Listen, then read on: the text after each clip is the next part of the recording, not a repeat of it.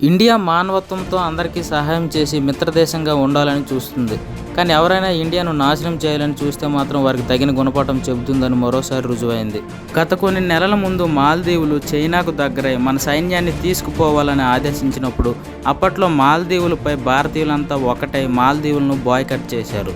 దీంతో టూరిజంకు వెళ్లే భారతీయులు ఆగిపోవడంతో మాల్దీవుల అధ్యక్షుడు స్వయంగా క్షమాపణలు చెప్పాల్సి వచ్చింది. ఆపరేషన్ సింధూర్లో భాగంగా పాక్ దాడిని తిప్పికొడుతూ ఇంకోసారి భారత్పై దాడి చేయడానికి భయపడేలా పాక్కు ఇండియా టీజర్ చూపించింది. గతంలో టర్కీలో భూకంపం వస్తే ఆసుపత్రులు ఏర్పాటు చేసి ప్రమాదంలో చిక్కుకున్న వారిని కాపాడడానికి సహాయక చర్యలు భారత్ చేపట్టింది. కానీ టర్కీ మాత్రం పాక్ భారత్పై దాడి చేయడానికి కావలసిన డ్రోన్లు వంటి వాటిని సరఫరా చేసింది. దీంతో ఇప్పుడు టర్కీని బాయ్కట్ చేస్తున్నారు.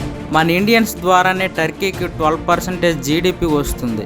కానీ ఇప్పుడు అందరూ వాటిని క్యాన్సిల్ చేసుకోవడంతో దిక్కుతోచని స్థితిలో పడింది.